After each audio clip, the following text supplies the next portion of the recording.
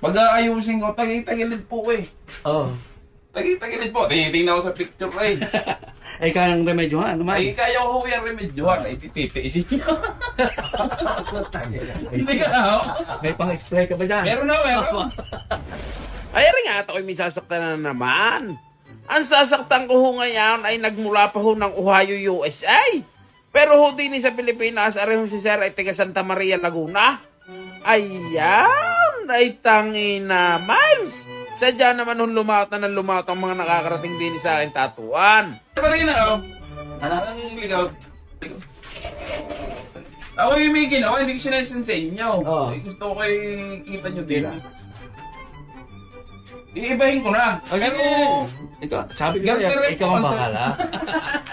Bale, ang gusto kong ipagawa sa akin ni Sir ngayon ay i-cover up raw ang lumang tattoo niya. Ari raw ho, pinagawa niya dun sa US, dun raw ho sa kaibigan niya. Ay, ang request ho sa akin ni Sir, basta raw ayusin raw yung lumang tattoo niya. Tapos, gusto rin raw niya ho magpabiktima sa akin sa ikaw na ang bahala. Ay, di ba nga ho sabi ko sa inyo, matali ho akong kapulaw. Ay, di ang sabi ko din ni kay Sir ay sigay. Ano naman kaya rin ibinigay sa akin? Ay mamaya na ho natin buklatan, hindi na ho muna tayo dumakaw sa akin nung gagawin. Ay, pinaliwanag ko naman ho kay Sir, nakako nga, Sir, mahirap-hirap po rin ikaw cover up natin ay gawa nga haw. Pagkakakapal na ho ng linya ng inyong tataw, tapos mga tagilid pa. Kung saan nga ho, wala na sa balansay. Kako nga din kay Sir, kung wala ho ko din ikaw cover up, kahit ano hong ipagawa ninyo ay gagawin ka. Ang mahirap nyo lang ho sa dyan ay meron hong lumang tataw. Ang gayan na ay sadya hong mahirap hong tapalan. Buti na lang sadya, arehong si Sir ay tiwalang-tiwala ho sa akin kahit ngayon lang ho kami nagpangharap. Abay hindi ho biro mapagkatiwala ng garna, ay biruin naman ho ninya, buong likaw, di pagkakatiwala sa akin.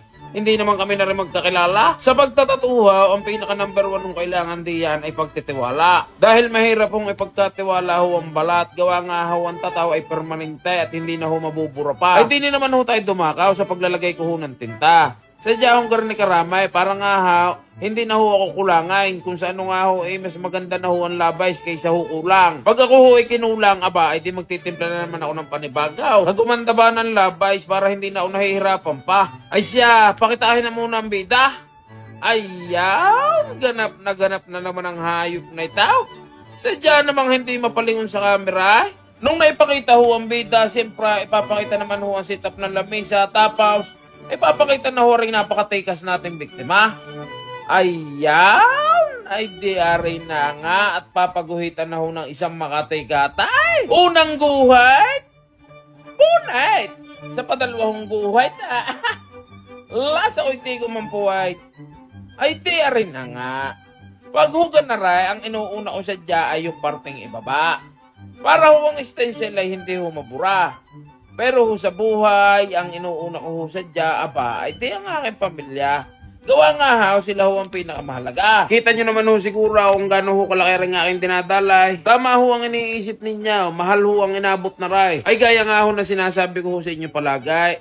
Kami ho mga magtatataw ay hindi ho pare-parehas ng presyaw. Tsaka siyempre, hindi rin ho kami pare-parehas ng mga kliyentay. Ay sa kagaya ko ha, hindi naman ho ako nagtatatulang.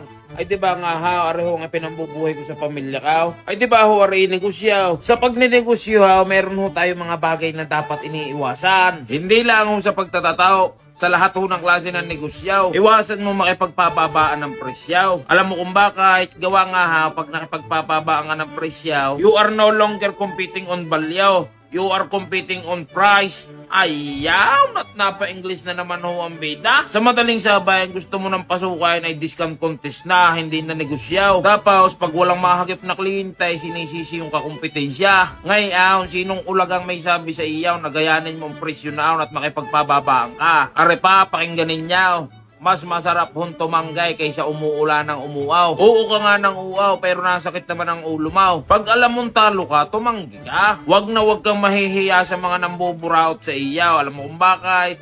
Yun nga nambuburaot, hindi nahihiya sa iyaw, ay ikaw pa. Ay siya, bago ko ho ituloy ang istorya, ay tayo ho ay magmerienda muna. Baka kala ninyo hapdi lang ang kaya kong ipatikim sa inyo. Aba, ay nagkakamali ho kayo. Pati ho ka pimbaraka at bibingka, makakatikim ho kayo din ay.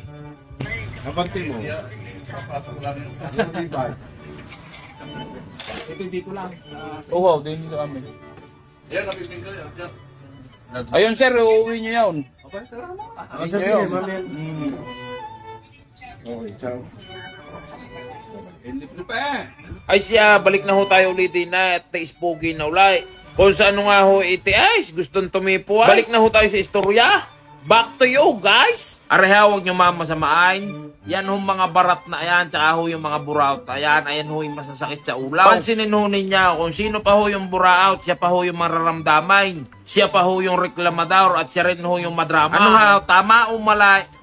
Sila rin ho yung mahihirap paliwanagan. Pag ho kayo ng mga makakasagupan ninyo, iwasan nyo na para hindi ho nasasayang ang energy. Inuulit ko ho, hindi ho lahat ng kliyente ay kailangan mong tanggapin. Kailangan marunong ka rin kumilatis ng kliyente. Ay kung sila nga kinikilatis tayo, dapat ho tayo rin kinikilatis ho rin natin sila. Ay doon naman ho sa mga tropa ho natin na umabot na ho sa parteng itaw, ay maraming salamat ho sa panonood at pakikinig ninyo. Ay baka naman ho ako'y makakalambing sa inyo.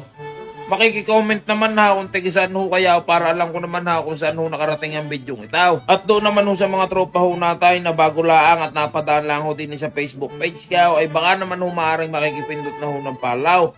Kung maaari nga ay makikilike and share na rin para nga ha makabot ho sa mga kaibigan at mga kahanggan ninyo. Ang iniisip ho ng iba, pag mas mura ka, marami kang kliyente. Pero alam nyo ha, ang totoo ang mga kliyente ha, hindi ho palagi ang gusto na yan ay mura. Sa English, clients don't always want cheap. They want trust and value. Arehong isipin ninyo, paano ho pag mura na lahat? Ang magiging tanong ho down, sinong pinakamura? Ay pag naman ikaw ay premium, ang tanong din ay, sino naman mas pinagkakatiwalaan? Ay kaya kung nga, huwag kayong makipagpamurahan sa iba. Ang gawin ninyo kung paano kayo magiging iba sa kanila. Win by competing on value, not on price. Ay, yaw! Napa-English na naman ho ang hayop na itaw. Pero ho sa tunay, tayo ho pala'y nagkakahaba na naman ang istorya. Hindi ko ho namamalaya, narihong itinatato ko sa likod ni Sir, ay tapos na ho pala. Abay, ano pang gagawin? Ay, ipakita na agad ang resulta? Ay, yaw! Ay, tangay nagilaw! Sadya naman hong sagak na sagak. Abay, pakitahin naman na magagandang transisyon. Areho ang before, tapos, ipapakita ko naman ho sa inyo ring after. Ayaw! Ay, kayo na ho ang bahalang sumintain siya kung ano sadya naging resulta. Gawa nga ha, arehong aming cover up sa isyaw na tapos na ho pala.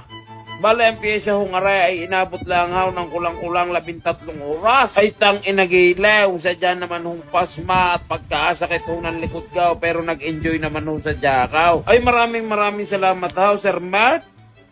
Maraming salamat. Alawag kayo susuko eh. Abay, palagutok naman muna ho ng tigigisa. Ayan! Ay maraming salamat ho, Sir. At ako ho napagkatiwalaan ho ninyo, naayusin ho yan lumang tattoo ninyo. Ay bago ko ho tapusin ang istorya, ay may bubuklatin ho muna tayo. Tandaan nyo ho barang ibinigay sa akin kanina ni Sir. Ay samahan nyo ho ako at bubuklatin ho natin. Nung makarating ho ko din sa aming bahay, ay sadya naman nung binuklat ka. Ay tang inagilaw, sadya naman nung katalang Pringles ka. Ay Lebron James ay. Maraming salamat ho sadya, Sir Mark. Pagkakawalang yan ninyo pagkakagarwa, ay doon ho sa mga may katanungan, pwede nyo ho i-message din na sa aking Facebook page.